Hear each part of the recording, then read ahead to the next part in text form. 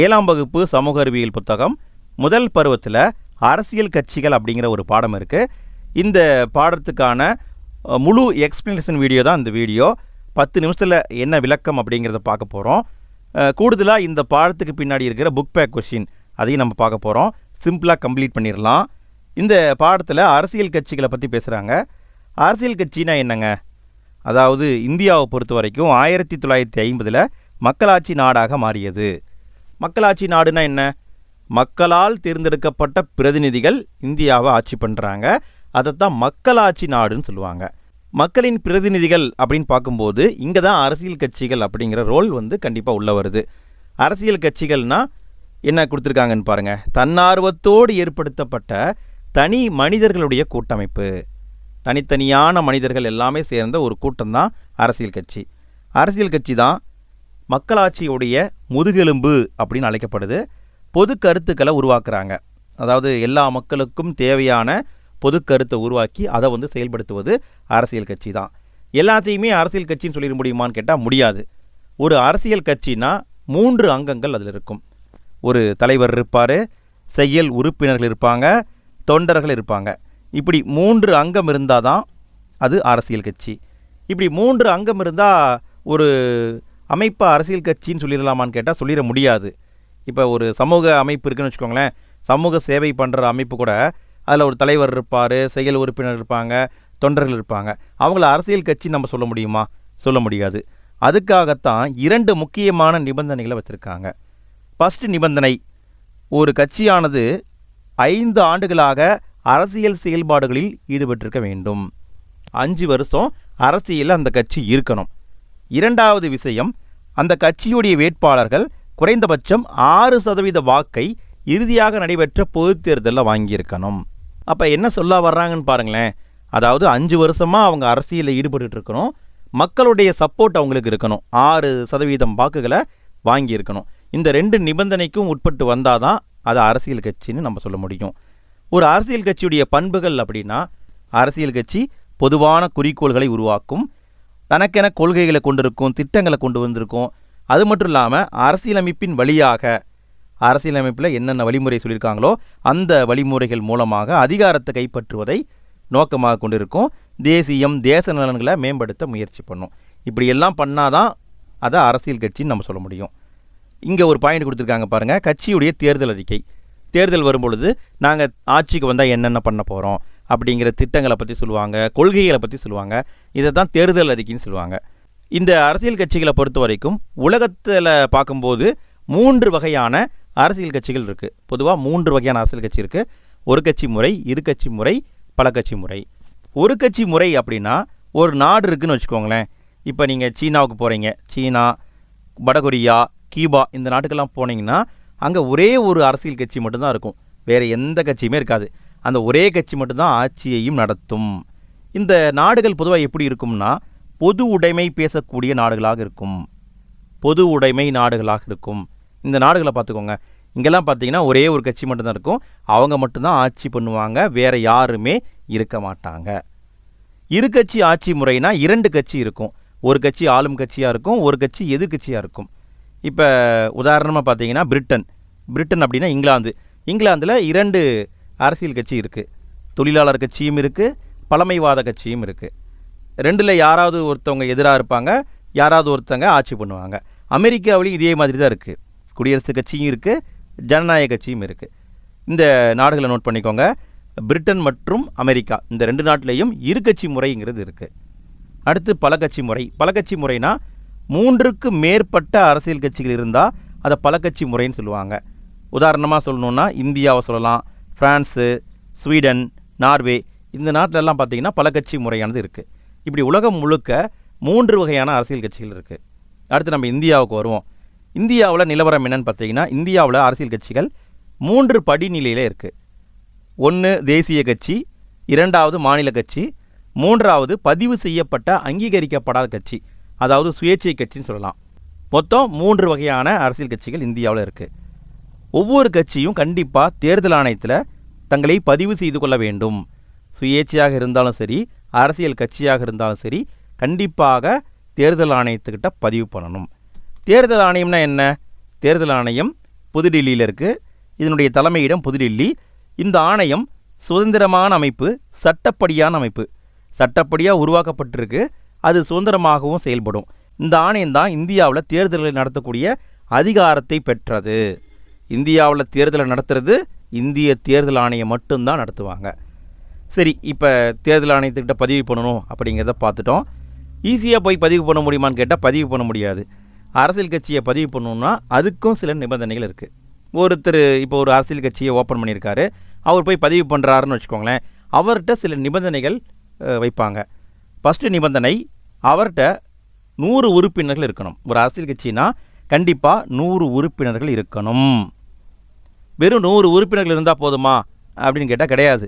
அந்த 100 பேர்கிட்டையும் வாக்காளர் அடையாள அட்டை இருக்கணும். அவங்க வாக்களிக்கக்கூடிய உறுப்பினர்களாக இருக்கணும். அடுத்து 2வது விஷயம், கட்சி அமைப்பு குறித்த ஆவணம் இருக்க வேண்டும். எங்கள் கட்சி எப்படிப்பட்ட கட்சி, எங்கள் கட்சியில் என்னென்ன போஸ்ட் இருக்குது, நாங்கள் எப்படியெல்லாம் இந்த கட்சியை நடத்துவோம் அப்படிங்கிற ஒரு ஆவணம் இருக்கணும். இந்த 2 நிபந்தனையையும் ஃபில்ஃபில் பண்ணிவிட்டு அவங்க போய் ஒரு கட்சியை பதிவு பண்ணலாம். ஒரு கட்சியை பதிவு பண்ணும் பொழுது அங்கேயும் 3 விதமாக பதிவு பண்ண வேண்டியது இருக்கும். சுயேட்சை கட்சியா, மாநில கட்சியா, இல்லை தேசிய கட்சியா அப்படிங்கிறதையும் நம்ம பார்த்து தான் பதிவு பண்ணணும். சுயேட்சை கட்சியாக இருந்தால் பதிவு பண்ணுறது ரொம்ப ஈஸி. ஒன்றும் கிடையாது, அவர் எந்த கட்சியிலையும் சேரலை, அவர் தனியாக தான் போட்டியிட போகிறாரு. ஒன்று மக்களவை தேர்தலில் போட்டியிடலாம், இல்லைன்னா மாநில சட்டமன்ற தேர்தலில் போட்டியிடலாம். எதுலேயோ ஒன்று அவர் தனியாக போட்டியிட போகிறாருன்னா அவர் சுயேட்சைன்னு சொல்லுவாங்க. அவருக்கு வேறு எந்த நிபந்தனையும் கிடையாது. ஓகே, அடுத்தது மாநில கட்சி.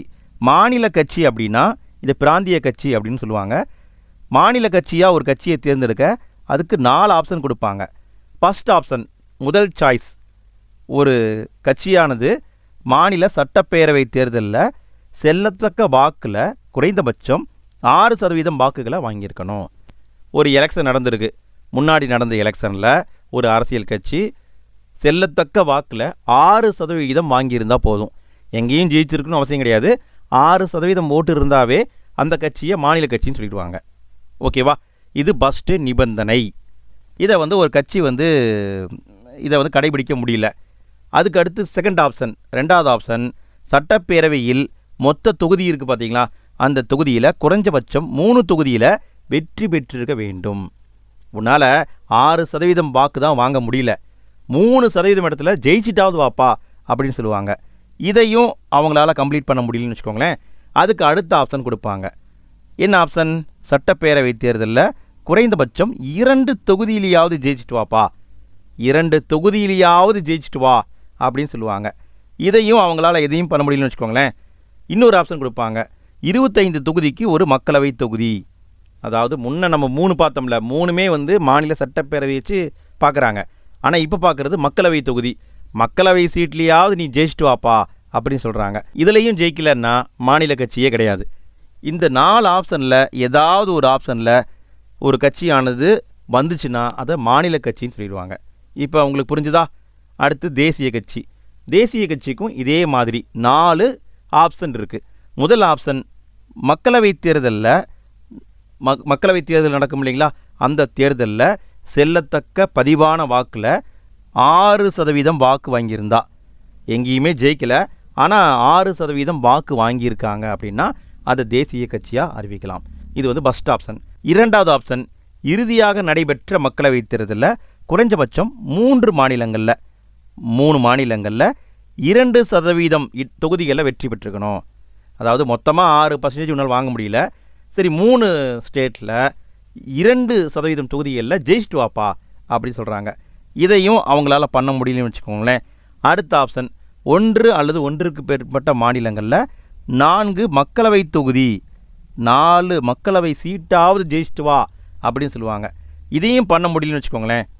4 மாநிலங்களுக்கான சட்டமன்ற தேர்தல், 4 மாநிலங்களில் சட்டமன்ற தேர்தல் நடக்குது இல்லைங்களா, அதில் 6% செல்லத்தக்க வாக்கு வாங்கியிருந்தால் போதும். இப்படி 4 ஆப்ஷன் கொடுப்பாங்க. எதிலையாவது ஒன்றில் நம்ம வந்துட்டோம்னா தேசிய கட்சி அல்லது மாநில கட்சி அப்படிங்கிற மாதிரி அவங்க அங்கீகாரம் கொடுப்பாங்க.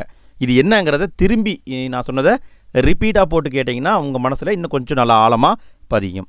இப்படி ஒரு கட்சியை அங்கீகாரம் கொடுத்துட்டாங்கன்னு வச்சுக்கோங்களேன். அடுத்து அங்கீகரிக்கப்பட்ட கட்சிக்கு என்ன பண்ணணும்? சின்னங்கள் கொடுக்கணும். அங்கே தான் ஒரு சட்டம் வருது. 1968 தேர்தல் சின்னங்கள் ஆணை அப்படிங்கிற ஒரு சட்டம் கொண்டு வந்தாங்க.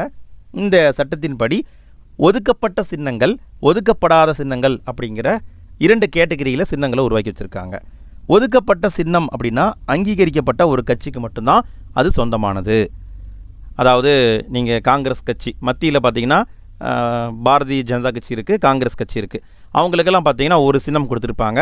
அவங்க இந்தியா முழுக்க எங்கே தேர்தலில் நின்னாலும் ஒரே சின்னம் தான் வழங்கப்படும்.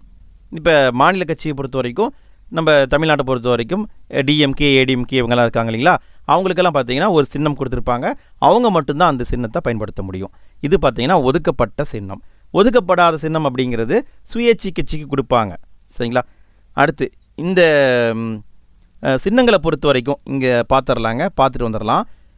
இந்திய தேர்தல் ஆணையம் தான் சின்னங்களை கொடுக்குது.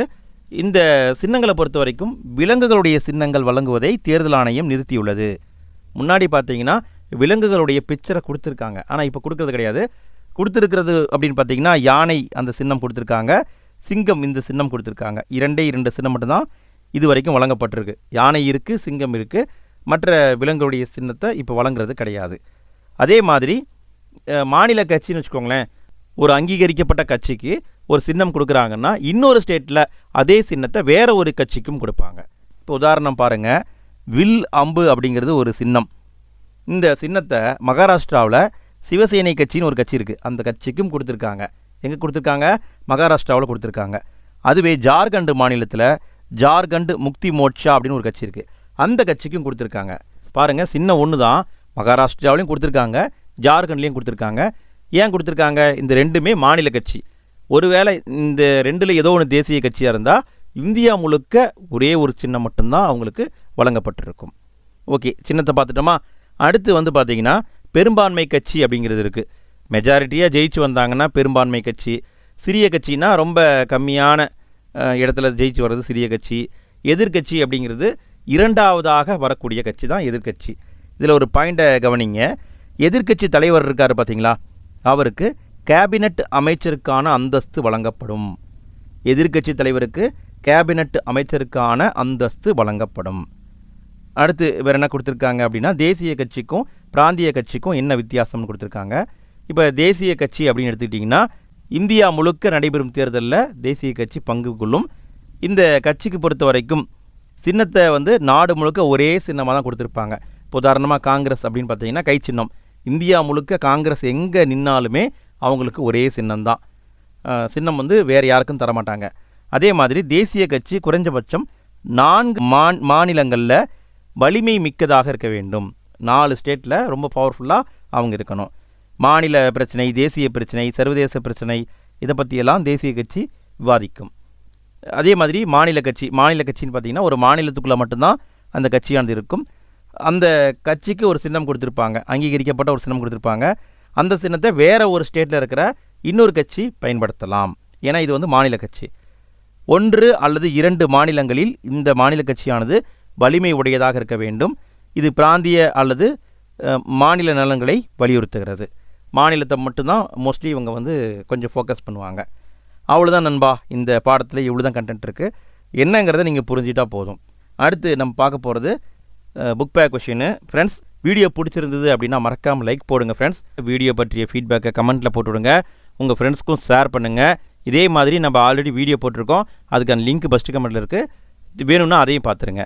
சரி, நம்ம பார்க்க போகிறது சரியான விடையை தேர்வு செய்க. ஃபஸ்ட்டு வினா பாருங்கள், இருகட்சி முறை என்பது என்ன? இருகட்சி முறை என்பது 2 பெரிய அரசியல் கட்சிகள் தேர்தலில் போட்டியிடுவது. எங்கே இருக்குது? பிரிட்டன்லேயும் இருக்குது, அமெரிக்காவிலையும் இருக்குது. அடுத்த வினா பாருங்கள், இந்தியாவில் காணப்படும் கட்சி முறை என்னன்னு கேட்டிருக்காங்க. இந்தியாவில் பல கட்சி முறை அப்படிங்கிறது இருக்குது. அடுத்த வினா பாருங்கள், அரசியல் கட்சிகளை அங்கீகரிக்கும் அமைப்பு என்னன்னு கேட்டிருக்காங்க. இந்திய தேர்தல் ஆணையம். தேர்தல் ஆணையம் என்பது சட்டப்பூர்வ அமைப்பு, சுதந்திரமான அமைப்பு. இதனுடைய தலைமையிடம் எங்கே இருக்குது? புதுடெல்லியில் இருக்குது. அடுத்த வினா பாருங்கள், அரசியல் கட்சிகள் பொதுவாக எதன் அடிப்படையில் தோற்றுவிக்கப்படுகின்றன? இதற்கான விடை பொது நலன் அடிப்படையில் தோற்றுவிக்கப்படுகிறது. அடுத்த வினா பாருங்கள், ஒரு கட்சி முறை எங்கு நடைமுறையில் உள்ளதுன்னு கேட்டிருக்காங்க. ஒரு கட்சி முறை சீனாவில் இருக்குது, இந்தியாவில் பல கட்சி முறை இருக்குது, அமெரிக்க ஐக்கிய நாடுகளில் 2 கட்சி முறை இருக்குது, பிரான்ஸ்லேயும் பல கட்சி முறை இருக்குது. அடுத்து நம்ம பார்க்க போகிறது கோடிட்ட இடங்களை நிரப்புக. ஃபஸ்ட்டு வினா பாருங்க. மக்களாட்சியின் முதுகெலும்பாக திகழ்வது அரசியல் கட்சிகள். நமது நாட்டின் ஒவ்வொரு கட்சியும் தேர்தல் ஆணையம் என்ற அமைப்பில் பதிவு செய்தல் வேண்டும். அரசியல் கட்சிகள் குடிமக்கள் மற்றும் கொள்கை வகுப்பாளருக்கிடையே பாலமாக செயல்படுகின்றன. ஒரு பதிவு செய்யப்பட்ட ஆனால் அங்கீகரிக்கப்படாத அரசியல் கட்சி தேர்தலில் தாங்கள் விரும்பும் சின்னத்தில் போட்டியிட இயலாது. எதிர்க்கட்சி தலைவர் கேபினெட் அமைச்சர் அந்தஸ்தில் இருப்பார். அடுத்து நாம் பார்க்க போகிறது பொறுத்துக. ஃபஸ்ட் என்ன கொடுத்துருக்காங்கன்னு பாருங்கள். மக்களாட்சி என்பது மக்களுடைய ஆட்சி. தேர்தல் ஆணையம் என்பது சுதந்திரமான மற்றும் நியாயமான தேர்தலை நடத்த உருவாக்கப்பட்டிருக்கு. பெரும்பான்மையான கட்சி அரசாங்கத்தை அமைப்பது. எதிர்க்கட்சி என்பது அரசுடைய கொள்கைகளை விமர்சிப்பது. அடுத்து நாம் பார்க்க போகிறது கூற்றுகளை ஆய்வு செய்து பொருத்தமான விடையை தேர்ந்தெடுத்து எழுதுக. ஃபஸ்ட்டு வினா பாருங்கள். பின்வரும் கூற்றுகளில் சரியானதை தேர்வு செய்க. 4 பாயிண்ட் கொடுத்துருக்காங்க. எது கரெக்டுன்னு கேட்டிருக்காங்க. நாட்டில் உள்ள ஒவ்வொரு கட்சியும் தேர்தல் ஆணையத்தில் பதிவு செய்து கொள்ளுதல் வேண்டும். கரெக்டு, பதிவு பண்ணணும். தேர்தல் ஆணையம் அனைத்து கட்சிகளையும் சமமாக நடத்துகிறது. இதுவும் கரெக்டு. தேர்தல் ஆணையம் அங்கீகரிக்கப்பட்ட கட்சிகளுக்கு தனி சின்னத்தை ஒதுக்குகிறது. இது கரெக்டு. அப்போ விடைன்னு பார்த்தீங்கன்னா இவை அனைத்தும் என்பது சரி. அடுத்த வினா பாருங்கள். கூற்று பெரும்பான்மை கட்சி ஒரு நாட்டின் சட்டங்களை உருவாக்குவதில் முக்கிய பங்கு வகிக்கிறது. காரணம் தேர்தலில் பிற கட்சிகளை காட்டிலும் அதிக எண்ணிக்கையில் உறுப்பினர்கள் தேர்ந்தெடுக்கப்பட்டிருப்பது ஆகும். கரெக்டு தாங்க. கூற்று காரணம் இரண்டும் சரி. காரணம் கூற்றிற்கான சரியான விளக்கமாகும். அவ்வளோதான் ஃப்ரெண்ட்ஸ், நம்ம இந்த பாடத்தை கம்ப்ளீட் பண்ணிட்டோம். இந்த வீடியோவை இன்னும் 2-3 முறை போட்டு கேட்டிங்கன்னா போதும், உங்கள் மனசில் அப்படியே இந்த பாடம் பதிஞ்சிரும். வீடியோ பிடிச்சிருந்தால் லைக் பண்ணுங்கள். அதே மாதிரி உங்கள் ஃப்ரெண்ட்ஸ்க்கும் ஷேர் பண்ணுங்கள். வீடியோ பற்றி ஃபீட்பேக் கமெண்ட்டில் போட்டுவிடுங்க. அடுத்த வீடியோவில் மீண்டும் சந்திப்போம். தேங்க்யூ.